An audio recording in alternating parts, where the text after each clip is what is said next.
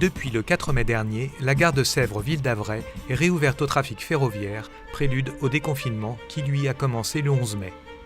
Depuis cette date, le marché Saint-Romain est à nouveau accessible. Gel hydroalcoolique systématiquement proposé, régulation des entrées, tout est organisé pour que les distances de sécurité soient respectées sur l'ensemble de la halle. Les Sévriens ont retrouvé également le chemin des commerces de la ville.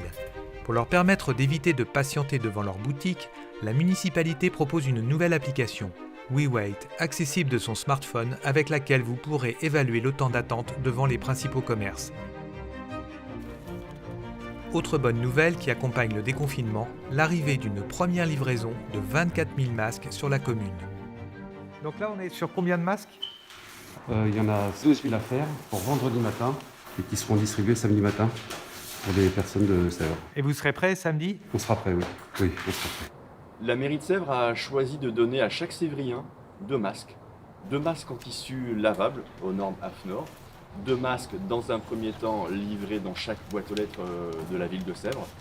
La distribution a débuté le week-end du 16 mai. Et puis 2 masques à nouveau qui seront distribués dans un second temps. Pour tous les foyers composés de plus de 2 personnes, le complément des masques sera retiré dans un lieu qui vous sera communiqué selon le quartier où vous habitez.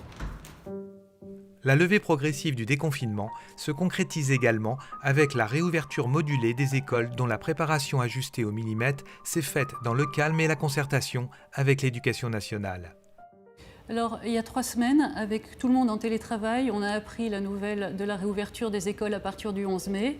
Probablement, on allait avoir des contraintes dictées par un protocole sanitaire, mais qu'on ne connaissait pas encore. Et puis, le protocole sanitaire s'est affiné. Et là, on a pu avancer plus vite en sachant exactement ce qu'on devait retenir des différents scénarios qu'on avait élaborés. 14 personnes, depuis 3 jours, sont sur le pont à faire du repérage, du marquage, à dérouler des kilomètres de scotch sur les marches d'escalier, sur les sols, à condamner un sanitaire sur 2, à condamner une chaise sur 2 dans le réfectoire, à installer des bonbonnes de gel hydroalcoolique un peu partout. Toutes les familles sont partagées entre une grande hâte que la vie reprenne comme elle était avant, que leurs enfants reprennent une vie normale, une vie sociale normale, retrouvent leurs enseignants, ne fassent plus l'école à la maison, parce que c'est une contrainte et c'est frustrant. Et en même temps, on les sent très prudents et un petit peu attentistes, le temps de voir comment tout se passe. Et j'espère le temps d'être rassurés sur le fait que toutes les conditions sont mises en place pour accueillir les enfants dans les meilleures conditions de sécurité.